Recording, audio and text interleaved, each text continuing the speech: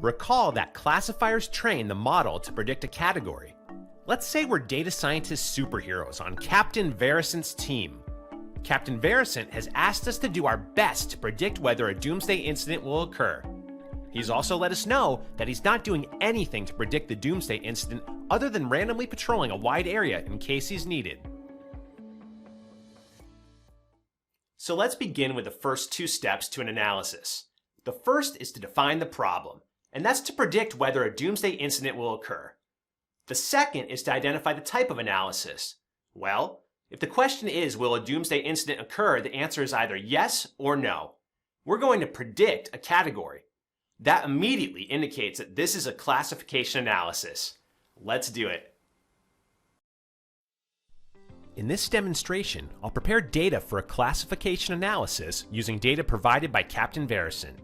He wants to determine if a doomsday event will occur or not. I'll start by creating a new pipe. I'll call it Doomsday Analysis. Now, I'll add a data tool. And I'll change the color to yellow so it's easy to identify. Then, I'll select my data source. I'll click Apply, and then I'll click Build. Now, let's take a look at the data. It appears that the area name, district, and ward are missing information. Let me look at the stats.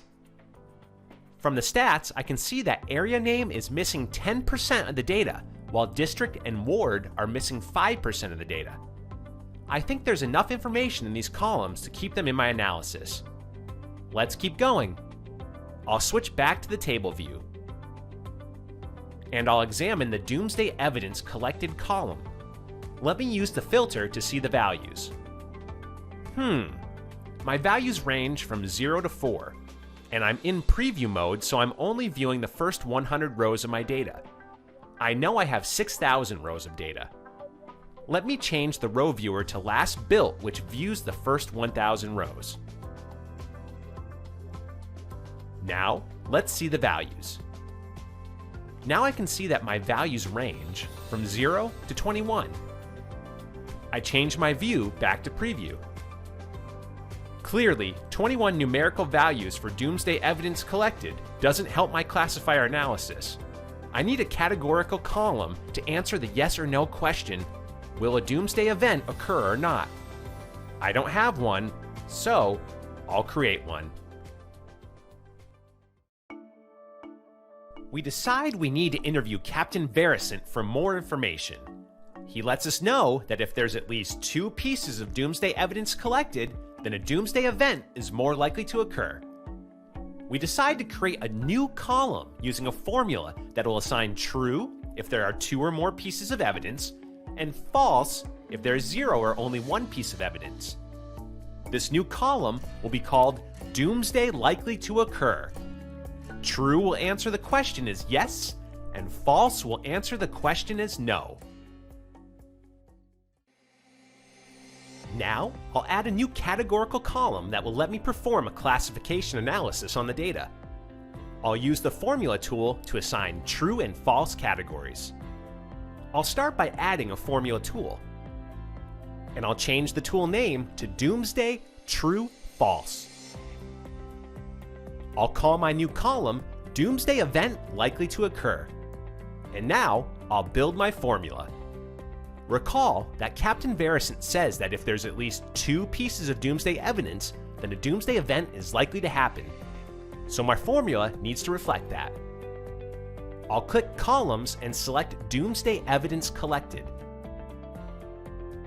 For the operator, I'll choose greater than or equal to, and then I'll type 2.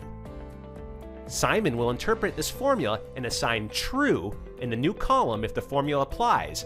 Otherwise, false is assigned. I'll click Apply, and then I'll click Build.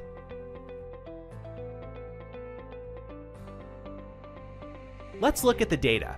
Here's my new column. The false values were assigned correctly. There are less than 2 pieces of evidence.